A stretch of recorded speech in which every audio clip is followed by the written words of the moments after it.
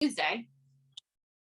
I know, right? I feel like great minds think alike. We're like, all right, we're going to meet here tomorrow and we're both going to have bubbly and we're going to break out our We're new, both going to use the base. right?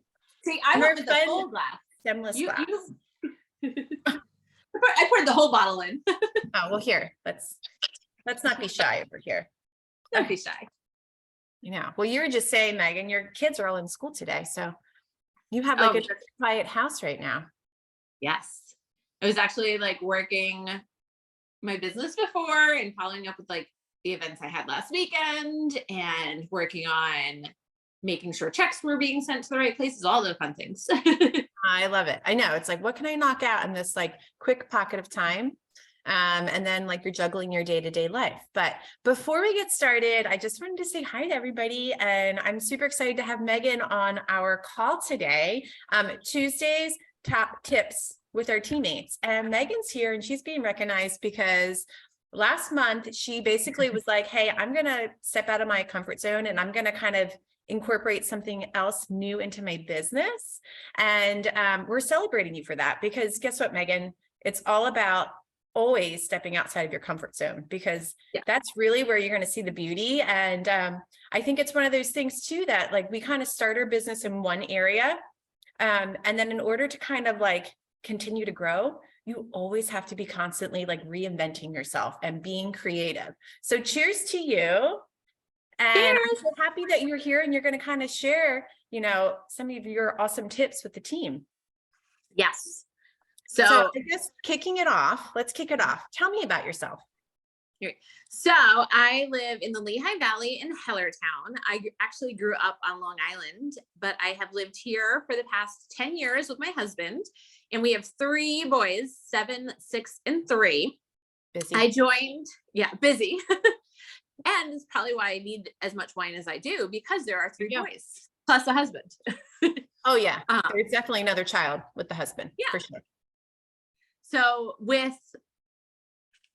I joined One Hope 4.5 years ago in the spring. And for the most part, I was looking for something for me because at the time I had 2 under 2 and everything was about them or for them. And there's nothing wrong with that.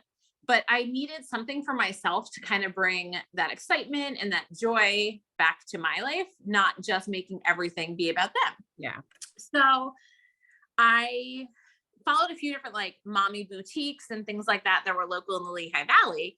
And Anya, who is my mentor, was actually hosting a few different tastings at a local store. And I kind of saw that I was invited to this and I was like, I can't go. I have 2 kids under 2. Like nobody wants my kids in their boutique store. And she's like, no, definitely come. Like this is a family friendly store. I had never been there before. And I was just like, no, I don't know that I can. So I just started following her. Just like, I love that. Let me see what this is all about. And when she kept talking about how like this wine was going to make an impact for different fundraisers for like literally 3 or 4 months. I'm like watching these posts and finally I messaged her and she's a complete stranger at this point. And I'm like, can you like tell me about this? Like what is happening with this wine? I need to know more. And lo and behold, I was like, well, I want to buy the wine, but I don't want to buy it from you. I want to join. Even better, right? Yeah. You want all the perks of One Hope. I was like, well, you're talking about earning wine for less and getting paid because of your purchases. And I need wine in my life. And I don't know if you remember at the time we had the coffee. So that was like all I drank. It was awesome. One Hope wine and One Hope coffee. And you're right. You're like, I'm looking to like do something for myself. I also like that you're saying that you basically like silently watched Anya from afar, right? Like, I feel like we always tell our teammates that they're like, guys, they're watching. Like, it's a matter of when they want to reach out to you too. But like, even if you haven't seen like a like or a comment from them, like they're always watching. Yeah. And I'm the queen of like, I'll like something and I'll kind of like watch in the background and be like, okay, what's happening? But we have to go out of our comfort zone and like actually ask somebody, what is this you're doing? And how can I help? And it's not just with One Hope. That I think this would be one of my tips. getting out of your comfort zone and talking to people and taking that risk. I have a friend who sells Rodan and Fields, and I never really needed to purchase with her or never chose to purchase with her. And now they have this hairline. And I was like, hey, what about a wine and shine event?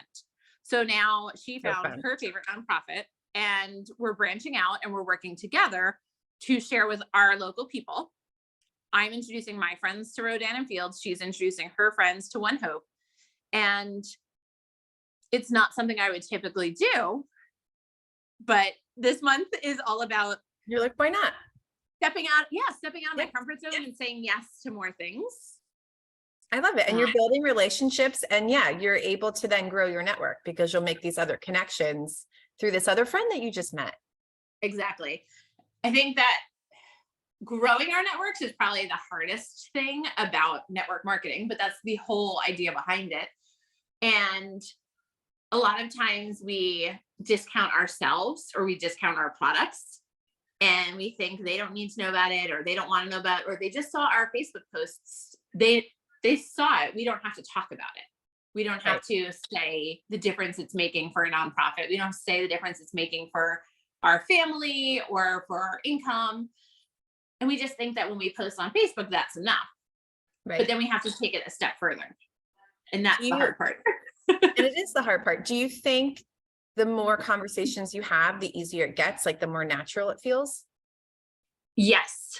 I do think that the more you do it, the more it becomes easy. And you realize that even if they say no, it's not about you. They're not saying no to you.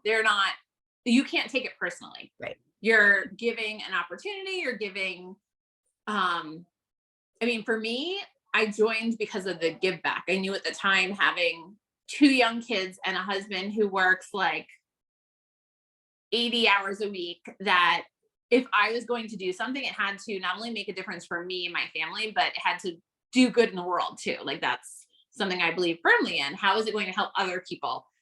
How is it going to help my family?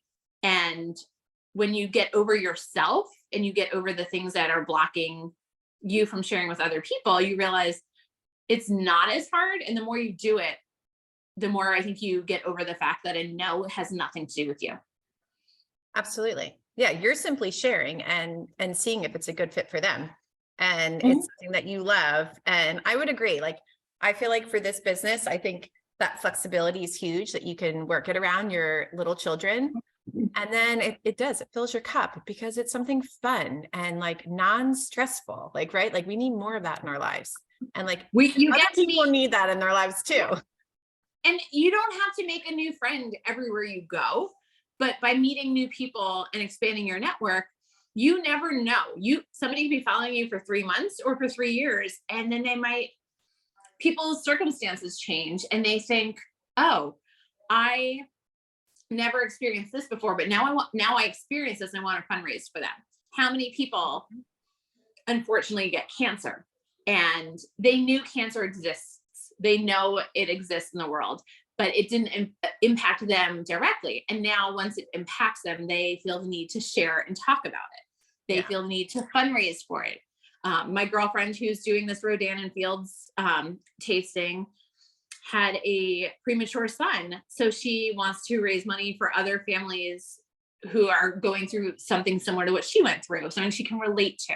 A tasting I did last month was for the World Wildlife Fund. And this woman is like, I have been on a crusade to save the world from pollution since I was a little girl. I've been on a crusade to find animals homes since I was a little girl. Beautiful. And she goes, once I found out about like you and your wine, I knew that we had to meet up.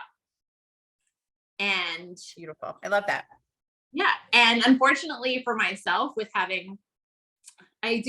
went on and had a third son after my 2 other boys.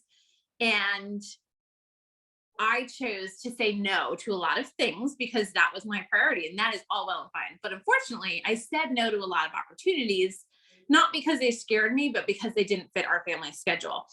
And this year, this autumn especially, I am feeling the need to say yes to more things and give myself those opportunities that I sold myself short on before, or that didn't fit my family's schedule before.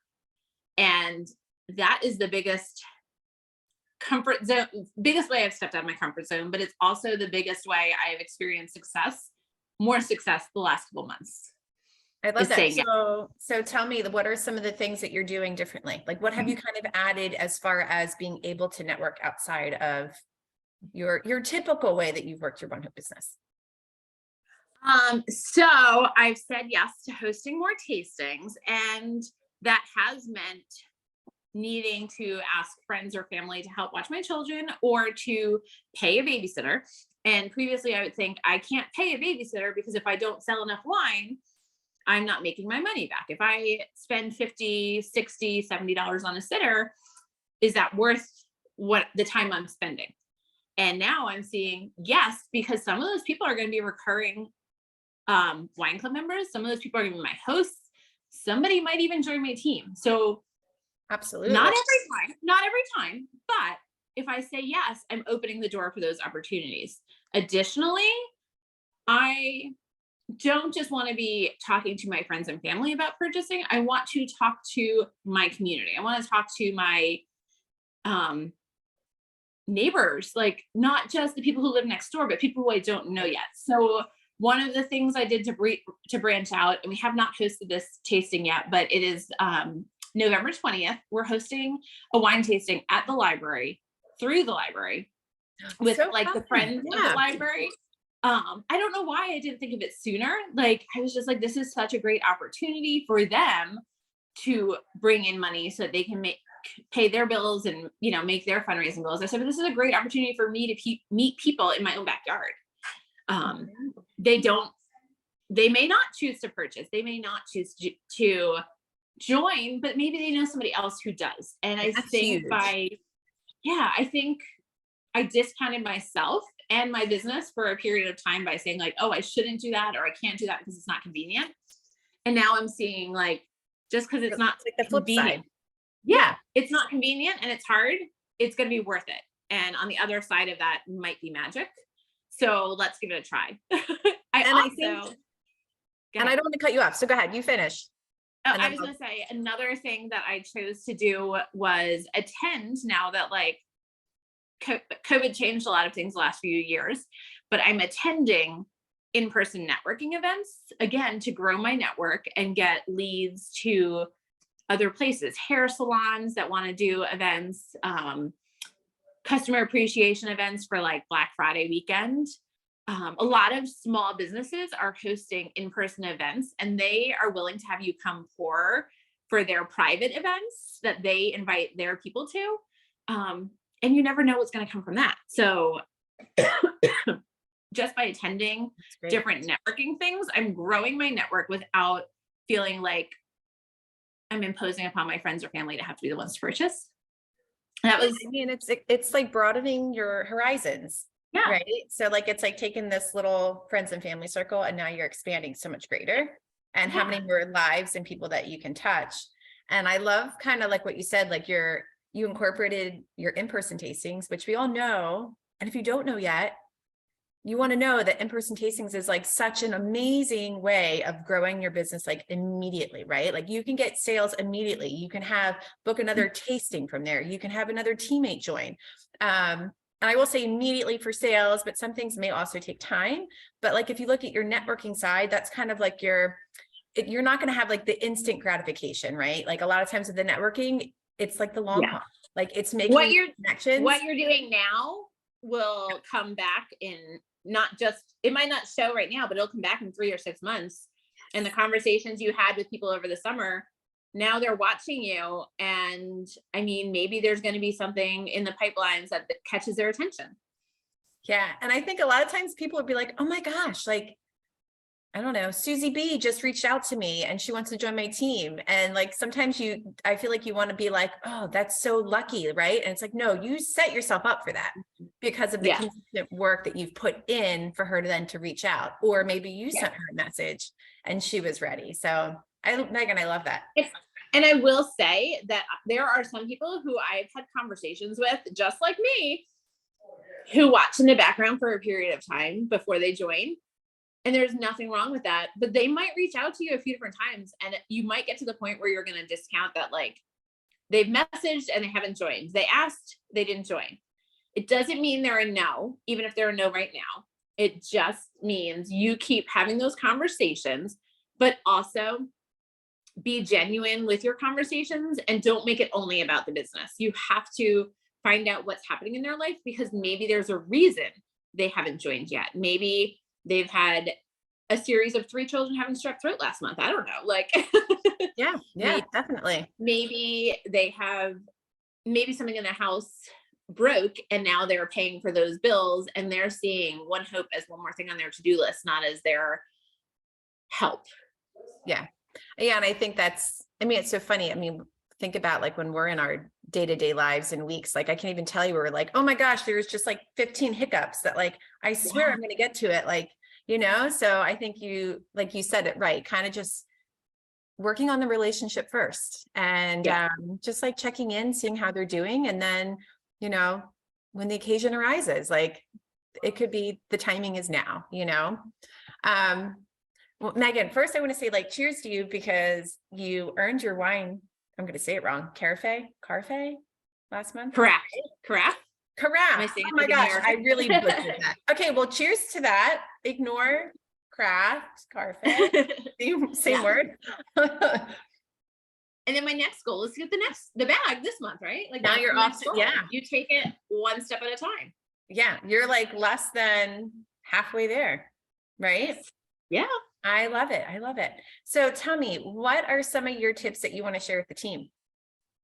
Do not discount yourself or your product. A lot of times there are conversations about the cost of things, and we think that we should be giving a deal or a special. If you lead with the fundraising part, if you lead about the nonprofit, I had a tasting last weekend and it was a Friday night and a Saturday. And I realized on Friday night that the way people were talking about the wine, they were considering it an expense. So when I talked with people on Saturday, instead of talking about the wine and the cost of it, I talked about the opportunities it was going to allow, the awareness it was going to bring for this Eagles Autism Foundation. And I led with that instead. And people were like buying like that. Like it wasn't uncomfortable. If you lead with where your heart is, if you lead, like for me, that's why I joined, was to help make a difference, to get my wine for free or reduced, but to make a difference. And I think if you lead with that, you are going to get some awesome opportunities.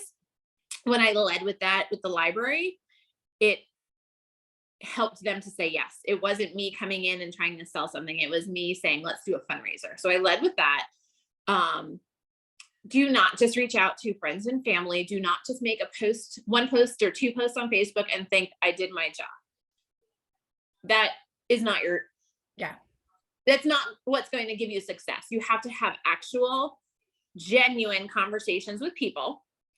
And what do they say? Like the fortune's in the follow-up. Like you can't just make a post. Fortune is totally in the follow-up. Yes. Yeah. You can't just write a post and have somebody like it and think, oh, they don't like me. They don't like my product. You have to continue that conversation with,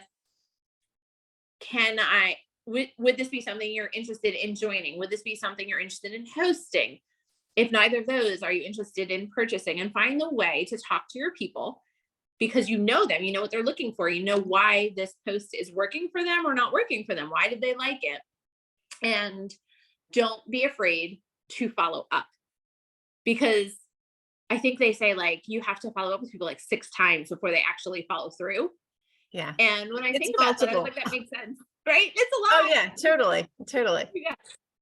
But when we do those things, that's when people follow through. When people see our genuine care about the mission, about the products, about helping them get what they want or what they need from our. Oh no, Megan, you froze. Oh no, am I here? Was it me? Okay. You're back. Am I here? Yeah, you're here. No, go ahead. And also, one of the analogies that I really love that I keep going back to is, if you opened a restaurant and you only invited your friends and family, how long would you stay in business for? You need your community, you Yeah. need your neighbors, you need people who are traveling to and from to come and continue keeping you in business. So don't just think you made a Facebook post and that's enough. Like, keep going in Yeah. other ways. It takes time. Like you Yeah. said, like it is, you open your stores for business. It takes time and it takes like marketing, right? Like people need to see what you're doing and then they need to kind of understand what you're doing. And it's just one of those things where I personally have found that you can grow your business stronger and quicker when you kind of make a connection outside of friends and family. And then a lot of times those friends and family are the ones that tend to be your biggest critic, let's say, because they're kind of like, well, what is she doing? How does it work? Is she still going to do it? You know what I mean? So sometimes it takes the pressure off if you just kind of go outside of that friends and Yes. family, Yeah. and then you can pique their interest. And, you know, when you are seeing them in person and having conversations, then you can talk to them about it. So Megan, all your tips were amazing. I love the fact that you said that, like, definitely show the value of our wine, right? Like what other wine gives back? Like that's what we're here for, is to make an impact. And we have award-winning wine to do that. And then as far as the follow-ups are key.